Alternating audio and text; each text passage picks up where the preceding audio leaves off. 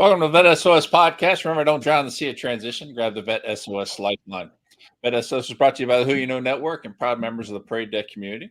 Today, we're sitting down with Abigail G. Manning, founder of Create Awareness, Change Lives, Inc. Excited to learn about the work she's doing to not only help our community, but assist those in our community with their transitions and other things that they got going on in their lives. So this should be really exciting to learn about this information. As always, I'm here with Keith. Keith, how you doing today? I am living the dream as always. Shawn, how you doing? Not too bad, man. Not too bad. It's a new year. We're rocking and rolling, and good things to come, right? Absolutely. Can't wait to see what the future holds. Yes.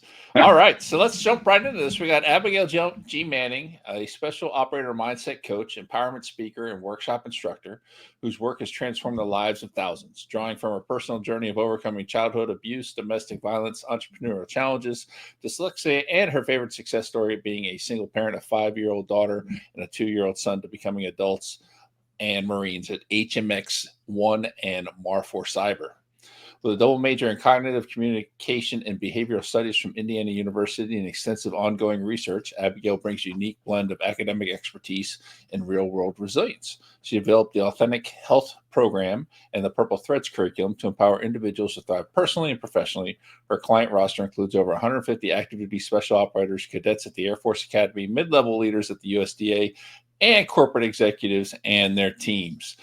Fantastic things. You got your hands in there, Abigail. How are you doing today?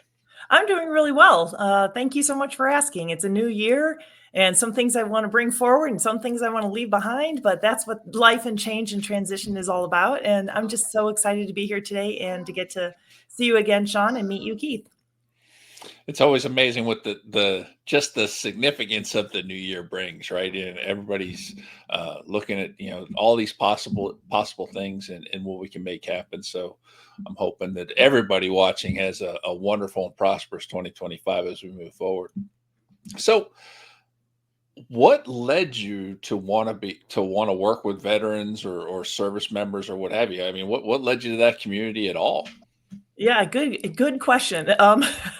It wasn't what I was going to do at all. I, as you said, raised my kids by myself from the time they were 5 and 2. And when my son was about to leave, my daughter went into the Marine Corps first. And then when my son was about to leave, he sat me down and had a very serious conversation with me and to tell me, give it to me straight, that I was going to tank as an empty nester, that I was too mission driven. I had too much purpose in my life. I had too much energy to keep doing the same company I started 25 years earlier. And I was supposed to throw that all away and then go out and teach people what I made up, that Purple Threads and Authentic Health and just the way I raise them and how I talk to people. And so I said, okay, I'll do it for a year. And lo and behold, 7 years later, he was absolutely right. I was actually shocked to be working in the military community because I'm not military and I'm a civilian.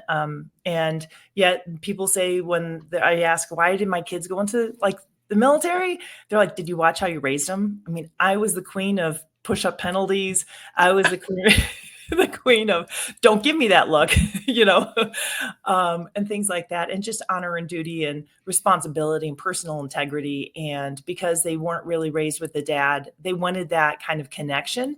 And the Marine Corps does a really good job of one team, once a Marine, always a Marine. And if you can earn that, I'm like, if you can earn it once, know it for the rest of your life. And I found that I really love this community. It seems to be, people say she understands us, she gets us. And because it's a community of people of respect and integrity and do the right thing. And I want to roll up my sleeves and be better and be the best I can and protect and provide for the people around me. So I think that's kind of the shared language that I have. And I have that authenticity. Sometimes people get starry-eyed. Oh, you're in the military. Oh, you're a special operator. Oh my goodness. And I don't. I'm like, you're a person. You're a person. And I want to help you be the best person that you want to be. That's fantastic. And not an easy feat either. I mean, we're not a trusting bunch, so, breaking through that and earning respect and trust from the military and veteran community in general is a huge feat. It's something special to be a Marine. I'll give it to them. They definitely, they have probably the most pride of any service out there. And they definitely it's the only branch that celebrates a whole week for their birthday. So it's definitely Yeah. Well, it is such an honor to earn trust. And I am kind of surprised how quickly it happens. One of the things I say right away is I'm not a therapist. And they're like, okay, cool. And I love therapists. They've helped me, as you mentioned, some of the trauma. I'm just someone who's been through a lot of hard stuff. So I can kind of see in my screen as I look over our Marine Raider patch. And that's from one of the guys I coached with the most wonderful card. That's why I love this group, because you guys look all tough and, but what a wonderful group of sincere, kind, thoughtful, appreciative, right? People, when they know that you're being authentic and you truly care about them and their well-being. And the other thing I really work on, because at age 8, I took a vow in my bedroom mirror that this ends with me. I really care about the American family. And so when I talk with the special operators in particular, when I coach with them, I talk about all the hats they wear, right? And how we don't wear just one hat in transition or in life, but how do we address all the hats that you have and that you wear? If you're a husband, if you're a father, if you're a brother, if you're a neighbor, and empowering them in all those hats. Because it's tough. I mean, it's tough to wear all those different hats. And so I'm here to help in any way that I can with the mindset is really where I specialize. That's fantastic. And getting through our mindsets can be a whole nother challenge there, right, Keith? Oh yeah, absolutely. Now this is quite the intriguing story. I love it. Just the sense of, it's almost like you had the mindset without living the life, if you will, of military service. Even raising your kids, much like I probably assume a lot of veteran, like my dad was a Marine, so I was raised a certain way, and I went the dark side on the Army. My dad scoffed a little bit at that with me, but yeah, all that to say, yeah, no, this is amazingly interesting stuff I'm hearing. So tell me a little bit more about your company, the Create Awareness Change Lives Inc. Yeah, thank you. It's about empowering yourself. So that was my goal. And I put the ... in between because everything has tons of layers of meaning that I do. My job is to create awareness. And as someone who has empathy and care and compassion, I could start taking on too much. And so it's not my job to change your life. That's your job, right? Your job is to how can I be the best person I can possibly be? And so that's really the motto that I have is how can I create curriculum that people can understand and relate? And that's what I called it. I called it Purple Threads. So it's different. It's unique. Purple Threads is limiting personal thoughts. And there's a whole big definition to it about how it comes from past trauma and that they come to get tied physiologically to how you think, say, do. And so I teach people how to listen to your body again, right? How do we have stress? You guys had to pack up stress and, compartmentalize it and put it up on that shelf because you had to, right? I had to do that. And so I had to do it as a mom. I couldn't show when I was stressed. As a business owner, I couldn't show my employees when I was stressed, right? So you learn to do that. And then sooner or later, you don't know how to recognize it. And that's when then we get overwhelmed or we get burned out or we have this feeling that we can't do something else. You guys transition from something really wonderful and you want something really wonderful purpose in the future. And what I love is when you teach people how to recognize all that stuff scrolling around in here and how it hijacks you and how physiologically that's totally normal, right? And how start trusting it. I think you'd probably laugh if you saw the feelings wheel that I created. And what I love is that, in this community, people are like, how do I use that better? How do I recognize that stress in my body and then articulate, name it to tame it, right? The exact word. So I'm not mad. I'm actually feeling scared or betrayed. Ooh, that's what I'm feeling. And so it takes a whole bunch of different stuff from that double major, my own personal life, and then I'm always learning. So I'm learning from you guys all the time and then adapting it. And that's just a little bit about why I do what I do and the passion I have behind it. She used the F word on the show. We're gonna have to mark it on YouTube as Right. not fit for children. Feelings. Yeah. How dare you talk about feelings? Feelings, right? Well, out of all the groups that have no feelings, the special operations community, so how did you get tied in with? How did you fall into the special operations community? Well, I do keynote speaking. I do workshops. I'm actually going to the Pentagon at the end of the month to teach a workshop there. It's just been word of mouth. It's been people like you guys saying, I get what you do. We need this. And I'm not very good at marketing. That's an understatement. So I'm just, I'm really grateful when people say, hey, I want to introduce you to somebody. Much like Keith, before we even started, you're like, hey, I would love to be able to help one of your kids if I can. Right. And people did that for me. And so I got a personal introduction to SOTIF and Special Operators Transition Foundation. And they're looking for a 1099 coach for a phase 1 executive coach when they come in. They already have someone who's been there for a super long time and doing fantastic work. And SOTIF is growing. And so 2 years ago, I came on board and to coach there. And they were like, feelings, purple threads. It sounds kind of mushy squishy. We're not sure. Why don't we try a pilot?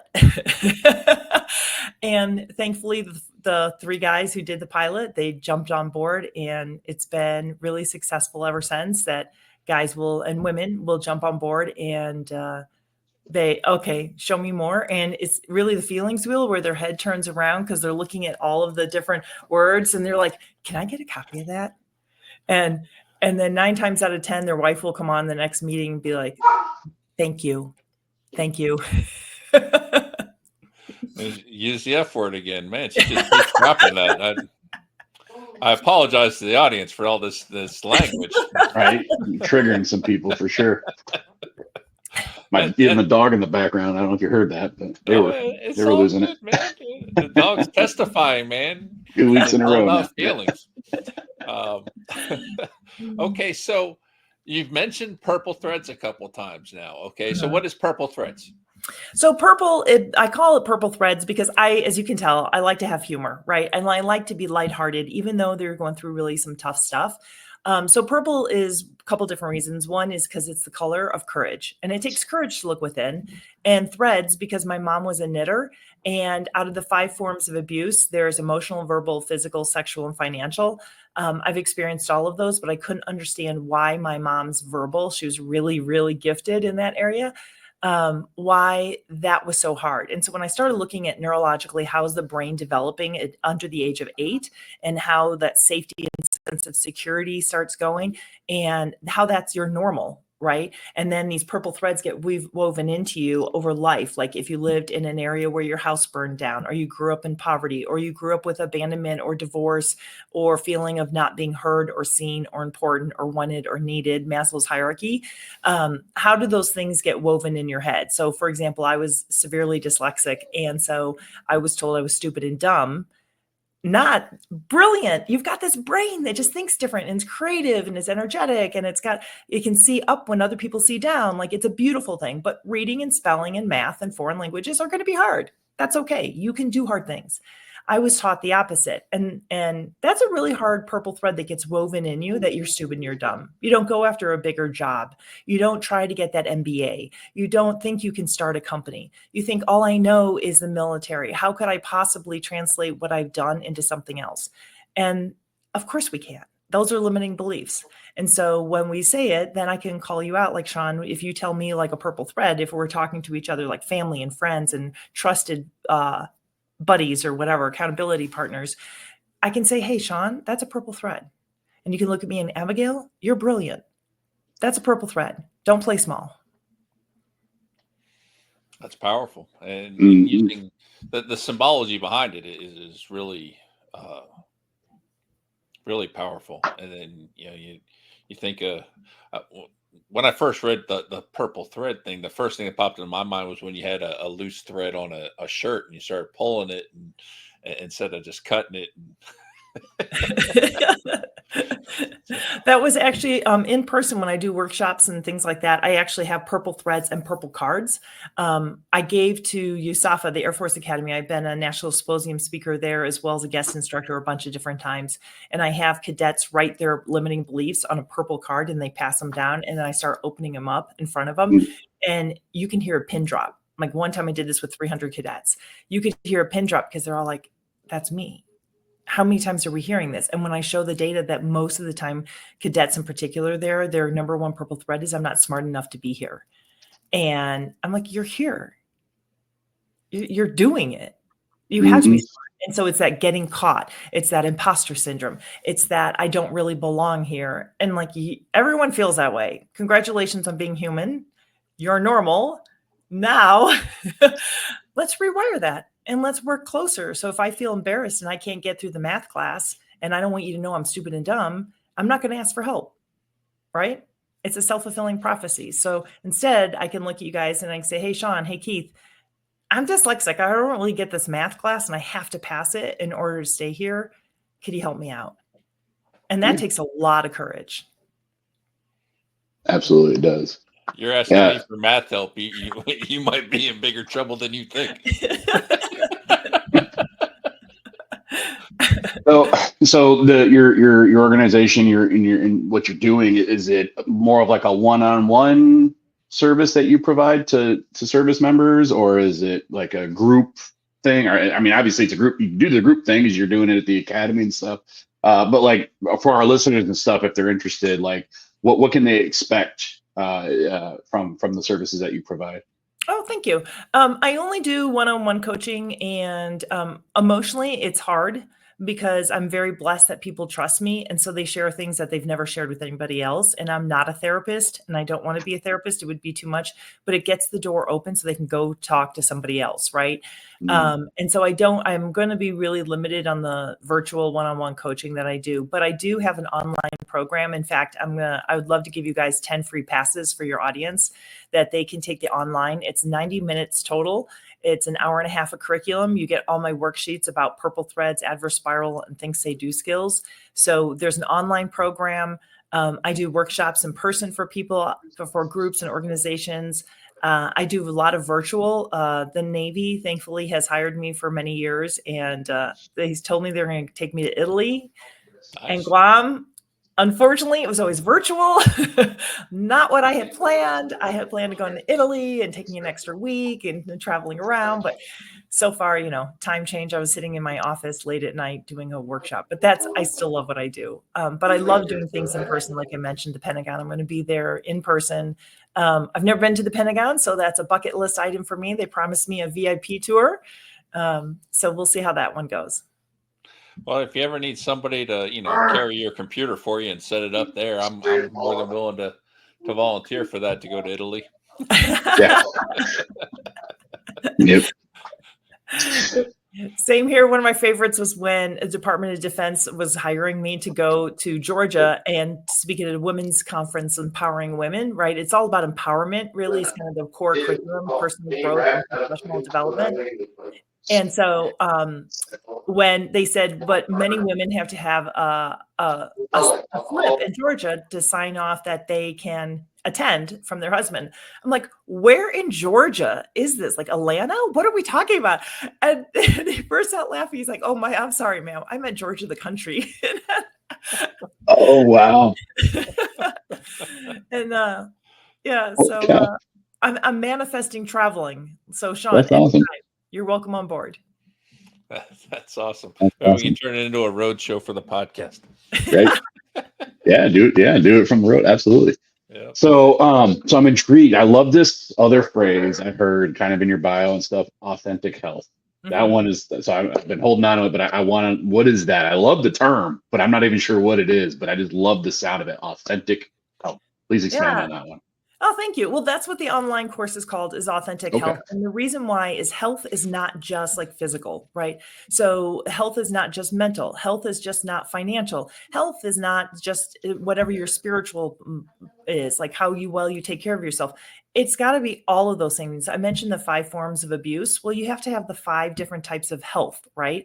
And how well are you doing in those? And then the authentic part is the key to it. Social media, people put out there all the time, oh, I'm so happy. Oh, I did this. Oh, and really then when they talk to them, it's like a struggle, like everybody has struggles.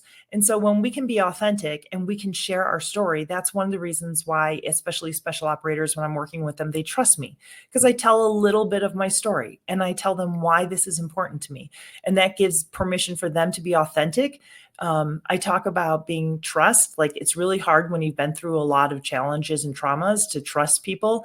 And so for me, trust is an acronym of truth, respect, unity, safety, and transparency. And that transparency is being authentic, right? I'm not a victim. I don't want to hear your victim story. I don't want to hear that, but I want to hear your goals. Like we started this conversation, like what's your new goals for 2025? And then how can we get you there? right? Because no one thrives when you're stuck in those types of negative mindsets. And so being authentic means that you can be honest and you can be transparent and you can say, I'm struggling and I want to do better. I'm stressed out and I want to make that fuel. Like I don't know what's going on. I feel sick to my stomach, or I feel so angry all the time, or just too exhausted to get off the couch and go fight win.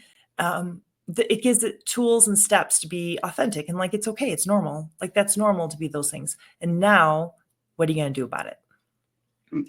I absolutely love that. And especially with the victim mentality. That is one of those things that frustrates me.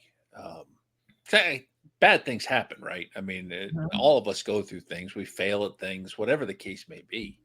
But it's really hard when you're trying to help somebody and they have a victim mentality, and trying to get them to see that they're not alone. They're not the only ones going through things like this. And, they need to, find ways to push through. And so I'm glad to hear that. I think that's very valuable, and something that can benefit quite a few people. Well, thank you, Shawn. And what I like about Purple Threads too is that it's not a competition, right? It's not like, oh, I've been through worse, or, oh, like whatever, I've not been through as bad as you. It's about being able to have that empathy and not looking at their behavior and judging people, but saying, I wonder what's happened to this person. Like, I wonder what's going on. And so if someone's in the grocery store and they're glaring at you, I usually just like smile at them and say, good morning or something. And you can see them look and they're trying to decide, are you authentic? Are you real? Are you a nut? Why are you talking to me? Why are you talking to me? How dare you look at me? And then they're making a snap judgment. That's why I talk about when you're really being authentic, you've got to make eye contact and don't break away. It can't be stalky stare, like, it can't be creepy, but like when you say, how are you?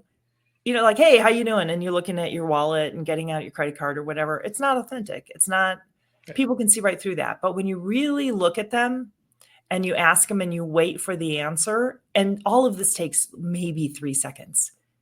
It doesn't take that much more time. And honestly, we all are happier people, like Maslow's hierarchy of needs, when we have belonging and being needed, wanted, seen. It's amazing. So when you look at people with purple threads, like everybody has them, right? And some people, like you're mentioning the loose thread, some people you can see those purple threads pretty easily. It's like, yeah, I could you got a lot going on there, my friend. And other people, you have to look at it more with curiosity and intelligence and kind of figure out what the heck is really going on and just give people the bandwidth. And it's amazing how then quickly they'll say, yeah, I've got this thing really bugging me. Can you help me out? You're like, well, I don't know if I can, but I sure will try.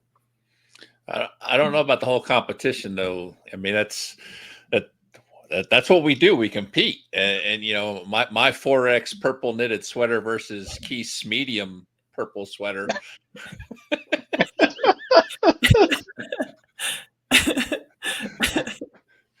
Well, and I love that concept. I've heard that before in other programs, I guess you could say. It's like, when you come in, don't compare yourself to others, relate to others. Don't listen for the differences, listen for the similarities. Yeah.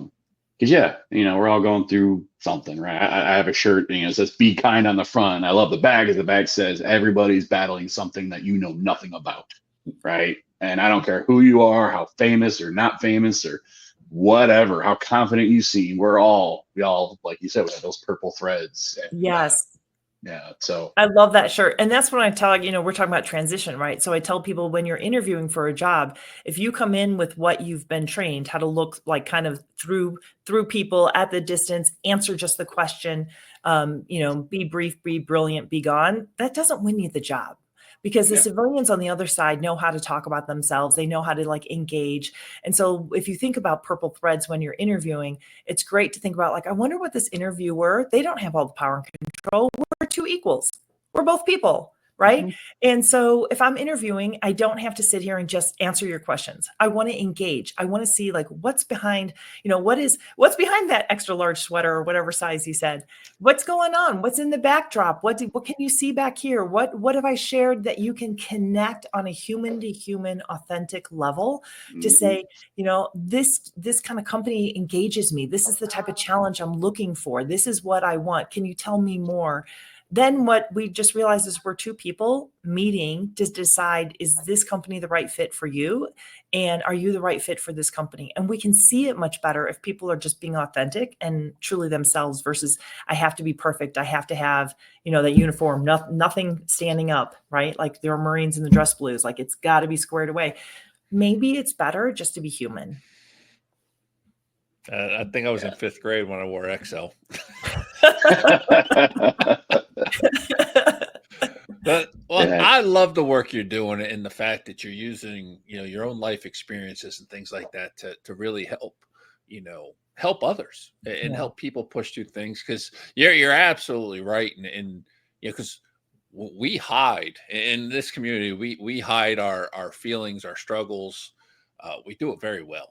Mm-hmm. And and it's like, how you doing today? Fine. Well, that says volumes, and at the same time says nothing. So trying to get to the root of those things, and I'm glad there's people like you out there trying to do that and help people really push through some of these things.